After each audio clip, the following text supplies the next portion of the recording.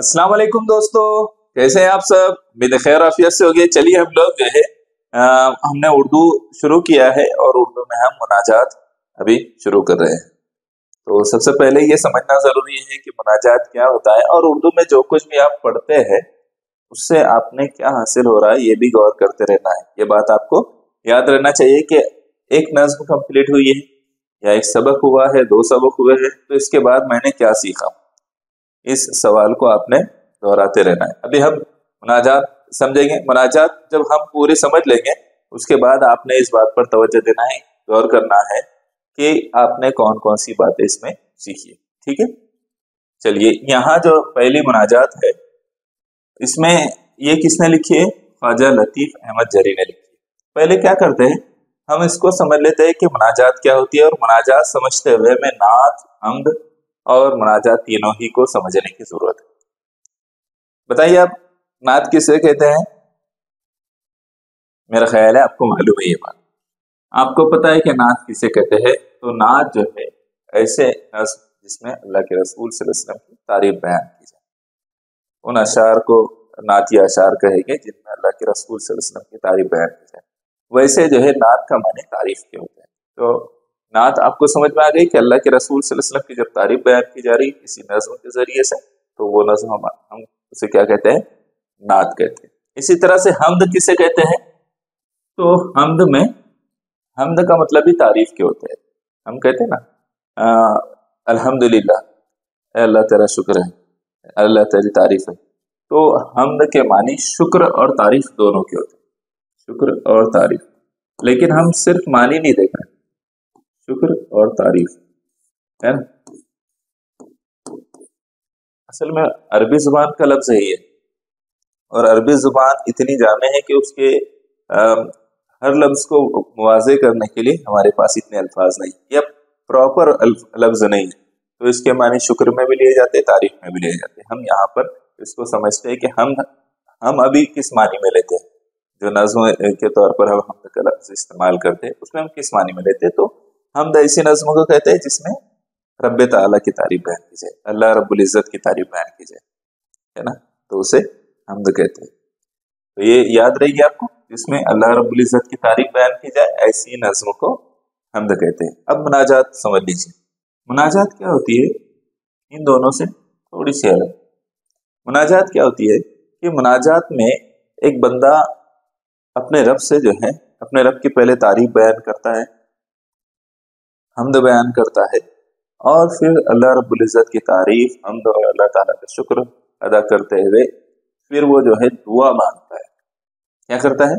दुआ मांगता है, तो उसे कहते हैं मुनाजात। जिस नज़्म में अल्लाह की तारीफ बयान करते हुए दुआ मांगी जाए तो वो नज़्म क्या कहलाती है? मुनाजात कहलाती है। मैं उसको शॉर्ट में लिखता है ना, अल्लाह ताला की तारीफ बयान करते हुए, तारीफ बयान करते हुए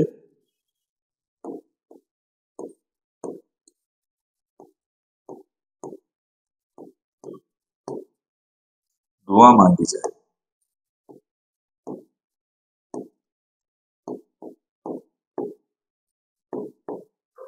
दुआ मांगी जाए या दुआ की जाए, दोनों भी हम उसको ले सकते। तो ऐसी नज़्म जिसमें अल्लाह ताला की तारीफ बयान की जा रही हो और फिर साथ ही अल्लाह ताला से दुआ भी मांगी जा रही है, वो क्या कहलाएगी? वो कहलाएगी मुनाजात। बात समझ में आ गई? तीनों, नात, हम्द और मुनाजात। अब हम क्या करेंगे, अब हम उस मुनाजात पर आते हैं जिसमें पहले हमको 2-3 बातें अहम समझना है। ये वाली बात, पहली बात जिसे कहते हैं, अब जब अभी बहुत अच्छा पैटर्न है किताब का, जब आप जो है कोई सबक या नज़्म शुरू करते हैं तो वहां पर ये लिखा होता है, पहली बात लिखा होता है, फिर उसके बाद जान पहचान। तो ये दोनों बहुत अहम होते हैं, इसको छोड़ना नहीं है, आपने उसको पढ़ना है, उसको समझना है। और इसका पढ़ने से आपको नज़्म में किस बारे में है या सबक में क्या बयान किया गया है ये पता चलता है, पहली बात पढ़ने से। तो हम पहले इसको समझते हैं, उसके बाद हम आएंगे जान पहचान। ठीक है, इसको देखिए, मैं पढ़ रहा हूँ, आप तवज्जो दीजिए। हम्द, मुनाजात और दुआ की शायरी का ताल्लुक अल्लाह और उसके बंदों से, अल्लाह ताला की ज़ात पर ईमान रखने वाले उसी को अपना परवरदिगार मानते और उसी के सामने अपनी हाजतों को पेश करते। अल्लाह ने बंदों से खुद कहा कि तुम मुझे पुकारो, मैं तुम्हारी दुआओं को सुनता हूँ। दुआ एक इबादत है और बंदे का हक भी कि ज़रूरत और मुसीबत में बंदा अल्लाह से मदद मांगे। दुआ मांगने का एक सलीका है, इसमें बंदा अल्लाह के हुजूर अपनी आजिज़ी और बेबसी को बयान करते हुए और अपनी ज़रूरत मनवाने के लिए वो अल्लाह की तारीफ और तौसीफ करता है जो अल्लाह का है। ज़ेल की मुनाजाती नज़्म में शायर ने बंदे और अल्लाह के रिश्ते को इसी सलीके से पेश किया है। अब देखिए यहाँ पर जो बात बयान की गई है, ये नज़्म में क्या बताया गया है कि बंदे और अल्लाह के दरमियान में जो ताल्लुक है, तो बंदा हर चीज के मामले में अपने रब पर इन्हिसार करता है, अपने रब से मांगता है, क्योंकि बंदा बेबस है, बेकस है, और हमारा रब जो है, रब ताला जो है, वो समझ है, बेनियाज कुदरत रखने वाला है, हर चीज का खालिक मालिक है। तो हम अपनी जरूरतों के लिए क्या करते हैं, कैसे मांगते हैं? जो मांगते हैं उसे दुआ कहते हैं। हम जो कुछ अपनी जरूरतें मांगते हैं अल्लाह ताला से, ऐ अल्लाह मेरे इल्म में इजाफा कर, रब्बी ज़िदनी इल्मा, तो हम ये इस तरह की दुआ और कई सारी जो दुआएं मांगते हैं, ये दुआएं दरअसल में जरूरत का एहसास कराती है। यानी इससे समझ में आता दुआ क्या होती है, एक बंदे की जरूरत है और वो उसने अपने रब से मांगा है। तो दुआ मांगने का अपना सलीका है, बहुत सलीके से यहाँ पर उसका सलीका भी बताया गया है कि दुआ मांगने का सलीका है जिसमें बंदा अल्लाह के हुजूर अपनी आजिज़ी, अपनी कमजोरी, अपनी बेबसी का इजहार करता है और फिर अपनी जरूरत मांगता है, अल्लाह ताला की तारीफ बयान करता है। सूरह फातिहा में भी जब आप कुरान मजीद पढ़ते हैं, सूरह फातिहा पढ़ते हैं या नमाजों में सूरह फातिहा पढ़ते हैं, तो वो वहाँ बहुत खूबसूरत अंदाज है कि पहले अल्लाह रब्बुल इज्जत की तारीफ बयान की गई है, फिर अल्लाह ताला से दुआ मांगी गई है ना। तो यही सलीका कुरान मजीद भी हमें सिखाता है दुआ मांगने का, ठीक है। तो यहाँ बंदे और अल्लाह के दरमियान ताल्लुक को और दुआ को बयान किया गया है। बात समझ में आई? जो नज़्म हम पढ़ेंगे उसमें वही बात बयान की गई है जो यहाँ पर अभी हमने समझे, ठीक है। चलिए अगले इस पर आते हैं, जान पहचान। ये जान पहचान क्या होता है?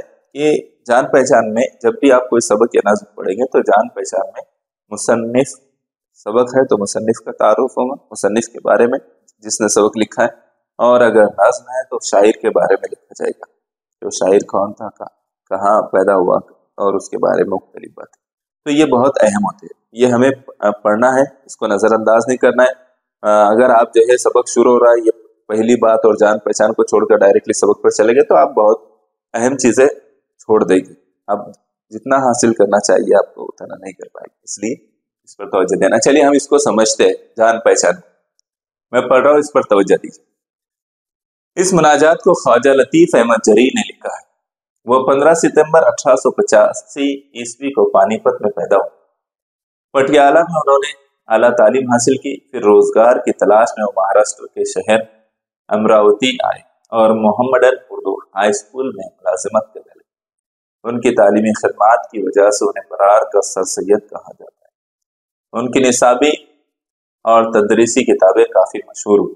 ख्वाजा लतीफ़ अहमद जरी का इंतकाल अमरावती में 1941 ईस्वी में। देखिए यहाँ ख्वाजा लतीफ़ अहमद जरी के बारे में बताया।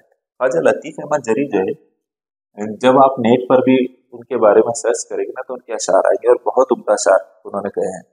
तो आप उनके बारे में जब भी इस तरह की कोई बात आए ना, किसी शायर का या मुसन्निफ का नाम आपको पढ़ने मिले, तो उसके बारे में मजीद कुछ तो बातें मालूम कर लेना चाहिए। 2 मिनट का टाइम तो भी उसको देना चाहिए कि आप उसके बारे में मालूम करें। तो इन्होंने बहुत अच्छे अशार लिखे, सलीकामंद अशार है इनके बहुत। और इनकी जो पैदाइश है 15 सितंबर 1885 ईस्वी को हुई पानीपत में। पानीपत कहाँ है बताइए? पानीपत जो है हरियाणा का एक इलाका है, हरियाणा। और पानीपत जब लफ्ज आता है तो एक तारीखी शहर है। जैसे ही ये लफ्ज आता है तो अक्सर लोगों जिनको मालूम है उनके जहन में फौरन जो है पानीपत की पहली जंग, दूसरी जंग, तीसरी जंग, 21 अप्रैल 1526 को जो जंग हुई थी तो वो जहन में आती है। किसके दरमियान में थी? तो बाबर और इब्राहिम लोदी के दरमियान हुई थी और वहां से मुगल हुकूमत का आगाज हुआ था। तो ये पानीपत का मकाम जो है तारीख में एक बड़ा अहमियत का रहा है। बाद में उसका नाम चेंज हुआ, वो बाबरपुर हुआ और अब जो है उसका नाम नानकपुर हो गया है। तो तो इस तरह से कुछ चीजें आपने जब भी आपके सामने आई तो पढ़ना चाहिए। पटियाला में तो ये कहाँ पैदा हुए? पानीपत में पैदा हुए। पटियाला में उससे पहले एक और बात बता देता हूँ। जब ये पैदा हुए 15 सितंबर 1885, तो ये वो दौर था जब मुसलमानों पर हिंदुस्तान में जो है मतलब वो एक जवाल का और इस्तेहसाल का पीरियड शुरू हो गया। मुसलमान जो है 1857 की बगावत नहीं बोलना चाहिए, गलत बात है। जो मुसलमानों ने 1857 की जंग आज़ादी लड़ी थी, तो जंग आज़ादी के बाद जो है वो बुरी तरह पस्त हो गया और उसकी बाद जो है मुसलसल फिर वो जवाल पजीर होते चले गए। तो ये उस जमाने का है, तो उस जमाने में पैदा हुए, लेकिन उसके बावजूद उन्होंने इतने काम किए। मुश्किलात भरे दौर में पैदा होने के बावजूद भी उनके कई सारे काम। पटियाला में उन्होंने आला तालीम हासिल की। पटियाला का है पता है? पटियाला पंजाब में।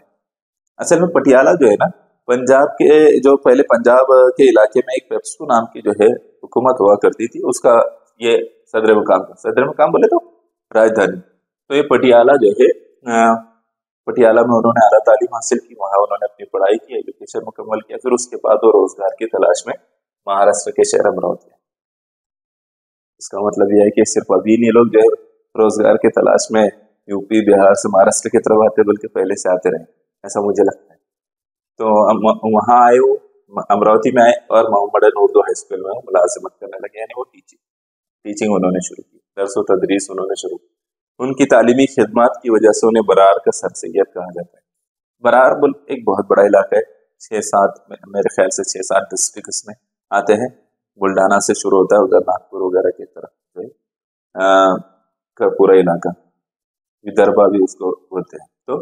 तो ये पूरे इलाके को बरार कहा जाता है। तो बरार का सर सैयद उन्हें कहा जाता था। अब सर सैयद क्यों कहा जाता था? तो उनके तालीमी खिदमत की बिना पर। अब तालीमी खिदमत की बिना पर सर सैयद ही क्यों कहा जाता है? तो इसका जवाब आपने तलाश करना है। तालीमी खिदमत की बिना पर अबुल कलाम क्यों नहीं कहा गया हमको, जबकि अबुल कलाम तो पहले वजीर तालीम थे आजाद भारत के। तो फिर उनको अबुल कलाम क्यों नहीं कहा जाता? अबुल कलाम का लकब, बरार का अबुल कलाम का लकब क्यों नहीं दिया गया? सर सैयद का ही लकब क्यों दिया गया? तो इस सवाल का जवाब आपने तलाश करना। इस तरह की चीजों पर आपने सवाल क्रिएट करना, सवाल पैदा करना। सवाल करना एक बहुत अहम खूबी है। सवाल करना, वो वाला सवाल नहीं, मांगने वाला वो नहीं, सवाल करने की आदत, मतलब सवाल जहन में क्रिएट करना और उसके ऊपर खुद पहले जवाब तलाश करना, फिर औरों से भी मालूम करना। ये बहुत अच्छी आदत है, इल्म के उसूल में बहुत बड़ी मददगार चीज है। तो ये आपने याद रखना है और आपने पता करना ही है। और अगर आपको मिल जाए तो मुझे कमेंट करके बताना क्यों ऐसा कहा जाता है, ठीक है। उनकी निसाबी और तदरीसी किताबें काफी मशहूर हुई। ख्वाजा लतीफ अहमद जरी का इंतकाल अमरावती में 1941 में। उन्होंने निसाबी किताबें भी लिखी, तदरीसी किताबें भी लिखी और टीचिंग भी किया उन्होंने। और हो सकता है कि और भी कुछ काम किए हो जिसकी बिना पर उनकी तालीमी, और भी काम किए हो जिसकी बिना पर उनको बरार का सर सैयद कहा गया। तो और भी कुछ काम होंगे उनके, तो भी मालूम कर सकते हैं। फिर उनका इंतकाल हो गया 1941 में, अमरावती में ही इंतकाल हुआ। इसका मतलब उन्होंने अपनी बकिया जिंदगी, पूरी जिंदगी उन्होंने अमरावती में गुजारी, ठीक है। तो यहाँ पर हमने जान पहचान, पहली बात और जान पहचान मुकम्मल किए। अगले वीडियो में आपको खूबसूरत आवाज में एक नज्म आप सुनेंगे और फिर उसके बाद हम जो है ये मुनाजात को खूबसूरत अंदाज में पढ़ा जाएगा। उसके बाद जो के वीडियो में मैं आपको समझाऊंगा, उस मुनाजात को हम समझेंगे, फिर इसके बाद सवाल जवाब करेंगे, ठीक है।